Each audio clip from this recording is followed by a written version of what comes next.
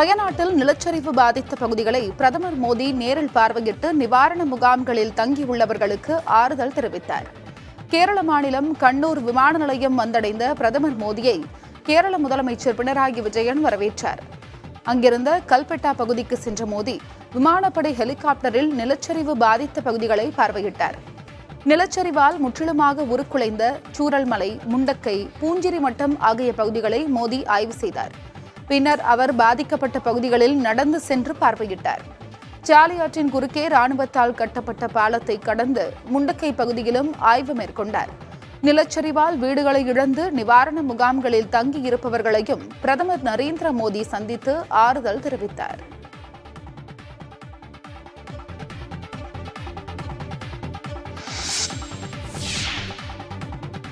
வயநாடு நிலச்சரிவு பாதிப்புகளை தேசிய பேரிடராக அறிவிக்க விதிகள் இல்லை என மத்திய அரசு அதிகாரிகள் தெரிவித்துள்ளனர். வயநாடு நிலச்சரிவில் சிக்கி 400க்கும் மேற்பட்டோர் உயிரிழந்தனர். பாதிப்புகளை பிரதமர் மோடி பார்வையிட்ட நிலையில் வயநாடு பாதிப்பு தேசிய பேரிடராக அறிவிக்கப்படும் என நம்புவதாக எதிர்க்கட்சித் தலைவர் ராகுல் காந்தி தெரிவித்திருந்தார். பல்வேறு அரசியல் கட்சிகளும் இதே கோரிக்கையை வலியுறுத்தி வருகின்றனர். இந்நிலையில் தேசிய பேரிடராக அறிவிக்க மத்திய அரசு விதிகளில் வழி இல்லை என மத்திய அரசு அதிகாரிகள் தெரிவித்துள்ளனர். 2013ஆம் ஆண்டில் காங்கிரஸ் கட்சியின் மன்மோகன் சிங் பிரதமராக இருந்தபோதே இதுகுறித்து தெளிவுபடுத்தப்பட்டுள்ளதாக அதிகாரிகள் சுட்டிக்காட்டியுள்ளனர். இது தொடர்பான கேள்விக்கு அப்போது அமைச்சராக இருந்த முல்லப்பள்ளி ராமச்சந்திரன் அளித்திருந்த பதில்களை அவர்கள் சுட்டிக்காட்டினர்.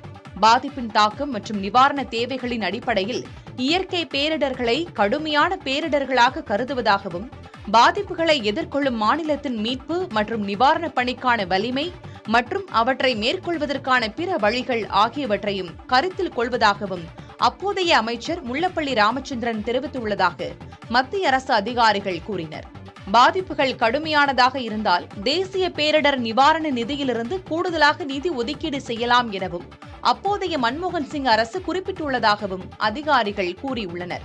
இதனிடையே முந்தைய அரசின் நிலைப்பாட்டை மாற்றி பிரதமர் மோடி அரசு விதிகளை திருத்த நடவடிக்கை எடுக்கலாம் எனவும் எதிர்க்கட்சிகள் அதற்கு ஆதரவு அளிக்கும் எனவும் தமிழகத்தைச் சேர்ந்த எம்பிக்கள் நம்பிக்கை தெரிவித்துள்ளனர். வயநாட்டில் நிலச்சரிவில் அடித்து செல்லப்பட்ட 3 உடல்கள் ஹெலிகாப்டர் மூலம் மீட்கப்பட்டுள்ளனர். நிலச்சரிவு ஏற்பட்ட பகுதிகளில் 12வது நாளாக மீட்புப் பணிகள் நடைபெற்று வருகின்றன. நேற்றைய தினம் சூச்சிப்பாறை பகுதியில் அழுகிய நிலையில் 3 உடல்கள் மற்றும் உடல் பாகங்கள் கிடைப்பதை கண்டறிந்தனர். அதனை மீட்டெடுப்பதற்கு ஹெலிகாப்டர் வரவழைக்கப்பட்டது. மீட்பு குழுவினருக்கு பாதுகாப்பு உடைகள் வழங்கப்படாததால் அழுகிய நிலையில் இருந்த உடல்களை மீட்பதில் சிக்கல் ஏற்பட்டது.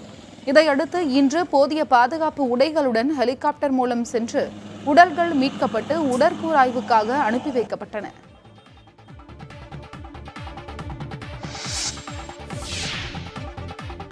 அதானி குழுமம் பங்குச்சந்தை முறைகேட்டில் ஈடுபட்டதாக புயலை கிளப்பிய ஹிண்டன்பர்க் நிறுவனம் தற்போது இந்தியாவை குறித்த ஒரு பெரிய விவகாரத்தை விரைவில் வெளியிடப் போவதாக அறிவித்துள்ளது. கார்ப்பரேட் வரலாற்றிலேயே மிகப்பெரிய மோசடியில் அதானி குழுமம் ஈடுபட்டதாக அமெரிக்காவைச் சேர்ந்த ஹிண்டன்பர்க் நிறுவனம் கடந்த ஆண்டு ஆய்வறிக்கை வெளியிட்டிருந்தது. இதனைத் தொடர்ந்து அதானி குழுமத்தின் பங்குகள் கடும் வீழ்ச்சியை சந்தித்தன. ஹிண்டன்பர்க் நிறுவனத்திற்கு எதிராக தொடரப்பட்ட வழக்குகள் உச்சநீதிமன்றத்தில் நிலுவையில் உள்ளன. இதனிடையே பங்குச்சந்தை ஒழுங்குமுறை ஆணையமான செபி ஹிண்டன்பர்க் நிறுவனத்திற்கு கடந்த மாதம் நோட்டீஸ் அனுப்பியது. அதானி குழுமத்தின் மீதான குற்றச்சாட்டுகள் மூலம் ஹிண்டன்பர்க் நிறுவனம் ஆதாயம் அடைந்திருப்பதாக செபி தெரிவித்திருந்தது. இந்த நிலையில் ஹிண்டன்பர்க் நிறுவனம் எக்ஸ் தளத்தில் மற்றொரு புயலை கிளப்பியுள்ளது. அந்நிறுவனம் வெளியிட்டுள்ள பதிவில் இந்தியாவை குறித்த ஒரு பெரிய விவகாரத்தை விரைவில் வெளிக்கொண்டுவர உள்ளதாக குறிப்பிட்டுள்ளது. வேறு எந்த தகவலையும் அந்நிறுவனம் தெரிவிக்காததால் எந்த விவகாரம் தொடர்பான ஊழல் என சமூக வலைதளங்களில் விவாதங்கள் எழுந்துள்ளன. சென்னை அண்ணா பல்கலைக்கழக துணைவேந்தர் வேல்ராஜின் பதவிக்காலம் இன்றுடன் நிறைவடையும் நிலையில் புதிய துணைவேந்தர் நியமிக்கப்படும் வரை பல்கலைக்கழகத்தை வழிநடத்த நிர்வாக ஒருங்கிணைப்பு குழு அமைக்கப்பட்டுள்ளது. உயர்கல்வித்துறை செயலாளர் பிரதீப் யாதவ், தொழில்நுட்ப கல்வி இயக்குநரகத்தின் ஆணையர் ஆப்ரஹாம், பல்கலைக்கழக பேராசிரியர் உஷா ஆகியோர் இந்த குழுவில் இடம்பெற்றுள்ளனர். பல்கலைக்கழகத்தின் சிண்டிகேட்டால் உருவாக்கப்பட்ட நிர்வாக ஒருங்கிணைப்பு குழு தொடர்பான கோப்பு ஆளுநரின் ஒப்புதலுக்காக அனுப்பப்பட்டுள்ளது. இன்று மாலை அதிகாரப்பூர்வ அறிவிப்பு வெளியாகும் என்று எதிர்பார்க்கப்படுகிறது.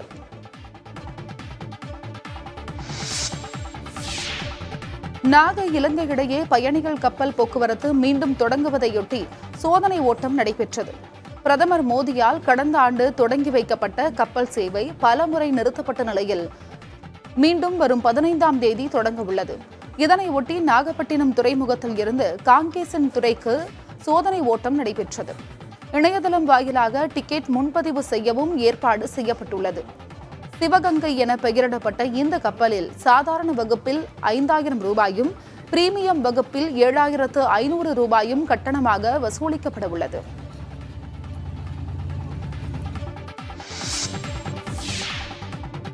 குளறுபடிகள் நிறைந்த நீட் தேர்வை ரத்து செய்ய வேண்டும் என பாமக தலைவர் அன்புமணி ராமதாஸ் வலியுறுத்தியுள்ளார். முதுநிலை நீட் தேர்வுக்காக விண்ணப்பித்த தருமபுரி மாணவிக்கு ஜம்மு காஷ்மீரில் தேர்வு மையம் ஒதுக்கப்பட்டதாக குறிப்பிட்டு அறிக்கை வெளியிட்டுள்ள அவர், இந்தியாவின் தென்கோடியில் உள்ள மாணவிக்கு வடகோடியில் தேர்வு மையம் ஒதுக்கியிருப்பது கண்டிக்கத்தக்கது என்று குறிப்பிட்டுள்ளார். தேர்வு மையங்களை ஒதுக்கீடு செய்வதில் நிகழ்ந்த தவறுகளையே சரி செய்ய முடியாத தேசிய தேர்வு வாரியம் முதுநிலை நீட் தேர்வை எவ்வாறு சரியாக நடத்தும் என்ற கேள்வி எழுவதாக தெரிவித்துள்ளார். நீட் தேர்வு தொடர்பாக பல புகார்கள் தொடர்ந்து எழுந்து வருவதன் காரணமாக நீட் தேர்வின் மீதான நம்பகத்தன்மை குறைந்து விட்டதால் அதனை ரத்து செய்ய வேண்டும் என வலியுறுத்தியுள்ளார்.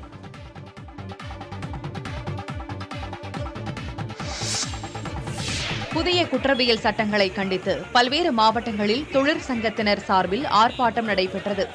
தஞ்சை தலைமை தபால் நிலையம் முன்பு மத்திய அரசை கண்டித்து குற்றவியல் சட்ட நகல் எரிப்பு போராட்டம் நடைபெற்றது. இதில் சிஐடியு, எல்பிஎஃப் உள்ளிட்ட பல்வேறு தொழிற்சங்கங்களை சேர்ந்தவர்கள் கலந்து கொண்டு கையில் வைத்திருந்த நகல்களை எரித்து முழக்கங்களை எழுப்பினர். கரூர் தலைமை தபால் நிலையம் முன்பு நடைபெற்ற ஆர்ப்பாட்டத்தில் மத்திய தொழிற்சங்கங்களைச் சேர்ந்தவர்கள் கலந்து கொண்டனர். 12 அம்ச கோரிக்கைகளை வலியுறுத்தி நடத்தப்பட்ட இந்த போராட்டத்தில் மத்திய அரசுக்கு எதிராக முழக்கங்கள் எழுப்பப்பட்டன. 3 புதிய குற்றவியல் சட்டங்களை திரும்பப் பெற வலியுறுத்தி மத்திய தொழிற்சங்க கூட்டமைப்பினர் நாமக்கல்லில் சட்ட நகல் எரிப்பு மற்றும் கண்டன ஆர்ப்பாட்டத்தில் ஈடுபட்டனர்.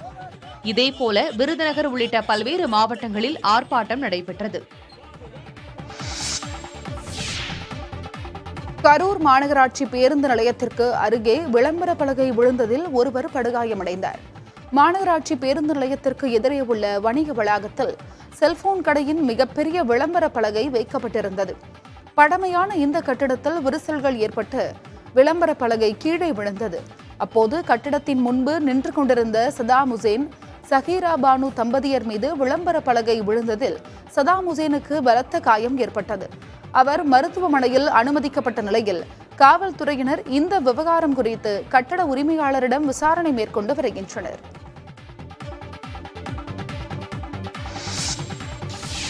திருப்பத்தூர் மாவட்டம் ஆம்பூர் அருகே பாலாற்று நீர் நுரை பொங்கி காட்சியளிப்பதால் மக்கள் கவலையடைந்துள்ளனர். ஆம்பூர், வாணியம்பாடி சுற்றுவட்டார பகுதிகளில் கடந்த சில நாட்களாக மழை பொழிந்து வருகிறது. இதனை பயன்படுத்தி அங்குள்ள தோல் தொழிற்சாலைகள் சுத்திகரிப்பு நிலையத்திற்கு கழிவுநீரை அனுப்பாமல் பாலாற்றில் திறந்து விடுவதாக கூறப்படுகிறது. இதன் காரணமாக மாராப்பட்டு பகுதியில் அதிகளவு துர்நாற்றத்துடன் நுரை பொங்கியபடி பாலாறு காட்சியளிக்கிறது. பாலாற்றில் தோல் தொழிற்சாலை கழிவுநீரை கலக்கக்கூடாது என தொடர்ந்து வலியுறுத்தி வந்தாலும் இந்த அவலம் நீடிப்பதாக அந்த பகுதி மக்கள் புகார் கூறுகின்றனர். இதனிடையே மாவட்ட சுற்றுச்சூழல் பொறியாளர் அலுவலக ஊழியர்கள் நுரை பொங்கி காட்சியளிக்கும் பாலாற்று நீரை ஆய்வுக்காக எடுத்துச் சென்றனர். சின்னத்திரை நடிகை சித்ரா மரண வழக்கில் குற்றம் சாட்டப்பட்ட அவரது கணவர் ஹேம்நாத்தை விடுதலை செய்து திருவள்ளூர் மகளிர் நீதிமன்றம் தீர்ப்பளித்துள்ளது. கடந்த 2020ஆம் ஆண்டு டிசம்பர் மாதம் நடிகை சித்ரா தற்கொலை செய்து கொண்டார். இந்த சம்பவம் குறித்து விசாரணை செய்த நசரத்பேட்டை காவல்துறை சித்ராவை தற்கொலைக்கு தூண்டியதாக அவரது கணவர் ஹேம்நாத்தை கைது செய்தது. இதையடுத்து தனக்கும் சித்ராவுக்கும் எந்தவிதமான கருத்து வேறுபாடும் இல்லை என்றும் அவரது தற்கொலைக்கு தான் காரணம் இல்லை, எனவே ஜாமீன் வழங்க கோரியும் சென்னை உயர்நீதிமன்றத்தில் ஹேம்நாத் மனு தாக்கல் செய்தார்.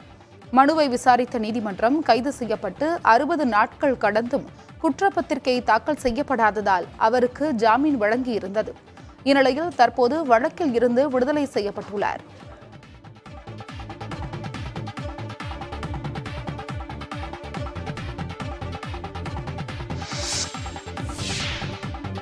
ஜம்மு காஷ்மீரில் விரைவில் சட்டமன்ற தேர்தல் நடைபெறும் என தேர்தல் ஆணையர் தெரிவித்துள்ளார். சட்டப்பிரிவு 370 நீக்கப்பட்டதற்கு பிறகு ஜம்மு காஷ்மீர் மாநிலம் 2ஆக பிரிக்கப்பட்டது. அண்மையில் நடைபெற்று முடிந்த நாடாளுமன்ற தேர்தலோடு காஷ்மீருக்கு தேர்தல் நடைபெறும் என எதிர்பார்க்கப்பட்ட நிலையில் இதுவரை அதற்கான அறிவிப்பு வெளியாகவில்லை. இந்நிலையில் ஜம்மு காஷ்மீரில் தலைமை தேர்தல் ஆணையர் ராஜீவ்குமார் தலைமையிலான குழு 2 நாட்கள் ஆய்வு நடத்தியது. இதனைத் தொடர்ந்து செய்தியாளர்களிடம் பேசிய ராஜீவ்குமார், ஜம்மு காஷ்மீரில் உள்ள 90 சட்டமன்ற தொகுதிகளில் பழங்குடியினருக்கு 9 தொகுதிகள், பிற்படுத்தப்பட்டோருக்கு 7 தொகுதிகள் ஒதுக்கீடு செய்யப்பட்டிருப்பதாக கூறினார். மொத்தம் 87,09,000 வாக்காளர்கள் உள்ளதாகவும் அவர் தெரிவித்தார். காஷ்மீரில் விரைவில் தேர்தல் நடத்த நடவடிக்கை எடுக்கப்பட்டு வருவதாக அவர் கூறினார். சென்னையில் மாநகர பேருந்தில் பயணம் செய்த மேற்கு வங்கத்தைச் சேர்ந்த பெண் மின் பொறியாளரை தாக்கிய 2 பெண்களை பிடித்து காவல்துறையினர் விசாரணை நடத்தி வருகின்றனர். தாம்பரத்திலிருந்து செங்கல்பட்டு நோக்கி சென்ற மாநகர பேருந்தில் இருக்கையில் அமர்வது தொடர்பான பிரச்சினை ஏற்பட்டிருக்கிறது. அப்போது பேருந்தில் கைக்குழந்தையுடன் இருந்த பெண்ணும் அவருடைய தாயும் சேர்ந்து மேற்கு வங்கத்தைச் சேர்ந்த இளம்பெண்ணை சரமாரியாக தாக்கியுள்ளனர். இதனை தட்டி கேட்ட மற்றொரு பெண்ணையும் தாக்கியிருக்கின்றனர். உடனடியாக பேருந்தை நிறுத்திய ஓட்டுநர் தகராறில் ஈடுபட்ட பெண்களை கீழே இறக்கினார். அப்போது அங்கிருந்த போக்குவரத்து காவல்துறையினர் விசாரணை நடத்தி இரு தரப்பினரையும் தாம்பரம் காவல் நிலையத்திற்கு அனுப்பி வைத்தனர். இதையடுத்து தாக்குதலுக்கு ஆளான பெண் மருத்துவமனையில் அனுமதிக்கப்பட்டுள்ளார். மேலும் தாக்குதல் நடத்திய 2 பெண்களிடம் காவல்துறையினர் விசாரித்து வருகின்றனர்.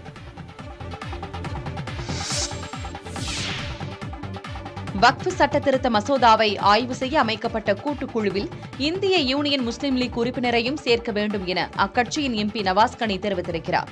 சிறுபான்மை மக்களை வஞ்சிக்கும் வண்ணம் பாஜக அரசு வக்ஃப் சட்ட திருத்த மசோதாவை கொண்டு வந்துள்ளதாக கூறி மக்களவையில் எதிர்க்கட்சிகள் கடும் எதிர்ப்பு தெரிவித்துள்ளன.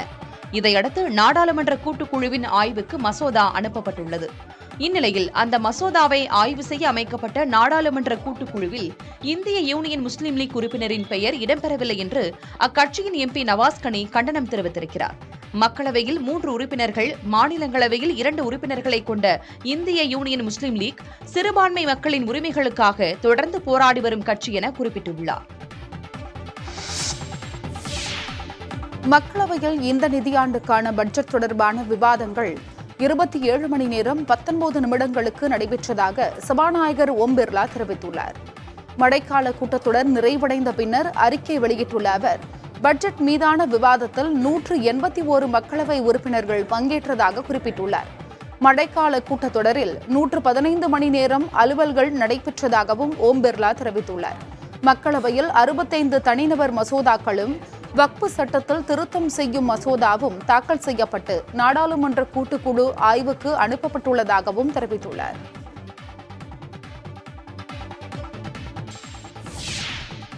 கோவை உக்கடம் பாலத்தில் கட்டப்பட்ட அதிமுக கொடிகளை அகற்ற உத்தரவிட்டதால் காவல்துறையினருக்கும் தொண்டர்களுக்கும் இடையே வாக்குவாதம் ஏற்பட்டது. 481 கோடி ரூபாய் மதிப்பில் கட்டப்பட்ட உக்கடம் மேம்பாலத்தை முதலமைச்சர் மு.க. ஸ்டாலின் நேற்று திறந்து வைத்தார். 2018ஆம் ஆண்டு அதிமுக ஆட்சி காலத்தில் இதற்கான அடிக்கல் நாட்டப்பட்ட நிலையில் தற்போது திறக்கப்பட்டுள்ள பாலத்தை ஆய்வு செய்வதற்காக அதிமுக முன்னாள் அமைச்சர் SP வேலுமணி சென்றார். இதை அறிந்து அங்கு ஏராளமான தொண்டர்கள் குவிந்தனர். பாலத்தின் இரு புறங்களிலும் அவர்கள் அதிமுக கொடிகளை கட்டத் தொடங்கினர். இருப்பினும் உரிய அனுமதியின்றி செயல்பட்டதாக கூறி காவல்துறையினர் அதிமுக கொடிகளை அகற்றுமாறு உத்தரவிட்டனர். இதனை மறுத்த தொண்டர்கள் காவல்துறையினருடன் வாக்குவாதம் செய்ததால் அந்த இடம் பரபரப்பாக காட்சியளித்தது. சிறிது நேரம் கழித்து அங்கிருந்து அதிமுக கொடிகள் அகற்றப்பட்டன. ஒரே நேரத்தில் ஏராளமானோர் குவிந்ததால் அங்கு போக்குவரத்து நெரிசலும் ஏற்பட்டது.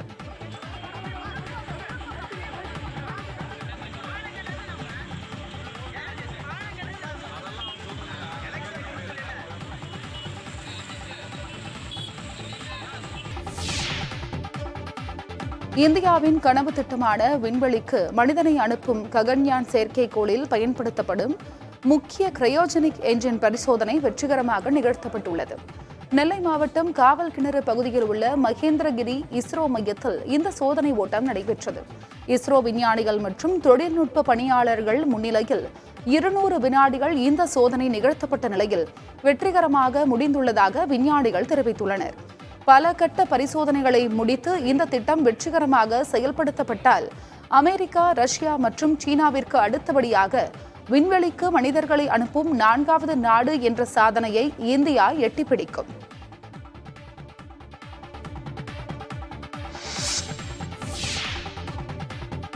ஓமலூர் அருகே 2 கிராம இளைஞர்கள் இடையே ஏற்பட்ட மோதல் காரணமாக ஊருக்குள் புகுந்து வீடுகளை தாக்கிய விவகாரத்தில் 17 இளைஞர்கள் மீது வழக்கு பதிவு செய்து 4 பேரை சிறையில் அடைத்தனர். சேலம் மாவட்டம் ஓமலூர் அருகே உள்ள தும்பிப்பாடி ஊராட்சியில் குதிரை குத்திப்பள்ளம் காலனியில் 1000க்கும் மேற்பட்டோர் வசித்து வருகின்றனர். கஞ்சநாயக்கன்பட்டி ஊராட்சியில் பள்ளர் காலனியில் நடைபெற்ற அம்மன் திருவிழாவிற்கு குதிரை குத்தி பள்ளத்தை சேர்ந்த இளைஞர்கள் சென்றுள்ளனர். அப்போது 2 கிராம இளைஞர்களிடையே வாக்குவாதம் ஏற்பட்டதில் மாறி மாறி தாக்கிக் கொண்டுள்ளனர். இதனையடுத்து கஞ்சநாயக்கன்பட்டி காலனியை சேர்ந்த 30க்கும் மேற்பட்ட இளைஞர்கள் குதிரை குத்தி பள்ளம் காலனிக்கு சென்று வீடுகளை உடைத்து சேதப்படுத்தியுள்ளனர். தகவல் அறிந்த காவல்துறையினர் சம்பவ இடத்திற்கு சென்று விசாரணை நடத்தி 17 பேர் மீது வழக்கு பதிவு செய்தனர். 4 பேரை கைது செய்த நிலையில் தலைமறைவாக இருப்பவர்களை தேடி வருகின்றனர்.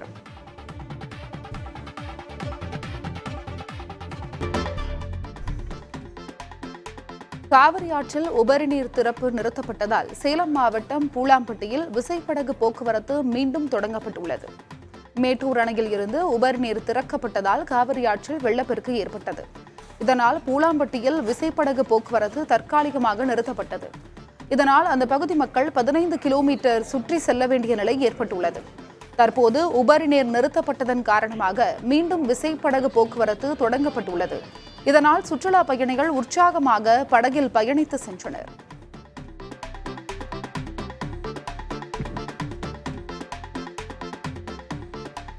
போதைப் பொருட்கள் கடத்தல் வழக்கில் கடத்தலுக்கு மூளையாக செயல்பட்ட 2 இளைஞர்கள் சிறையில் அடைக்கப்பட்டனர். பெரியகுளம் அருகே கடந்த 29ஆம் தேதி நடைபெற்ற வாகன சோதனையில் 2 கிலோ கஞ்சா மற்றும் மெத்தபெட்டமைன் போதைப் பொருள் கண்டுபிடிக்கப்பட்டது. தனிப்படை அமைத்து விசாரணை மேற்கொண்டு கோவை, ஈரோடு, கம்பம் உள்ளிட்ட பகுதிகளைச் சேர்ந்த 5 இளைஞர்களை கைது செய்தனர். மேலும் போதைப் பொருளை விநியோகித்த கேரள மாநிலத்தைச் சேர்ந்த மோகன் என்பவரை, ஆதர்ஷ் ஆகிய இருவரையும் கைது செய்து கடத்தலுக்கு பயன்படுத்திய கார் மற்றும் 10 லட்சம் மதிப்பிலான போதைப் பொருட்களை பறிமுதல் செய்தனர்.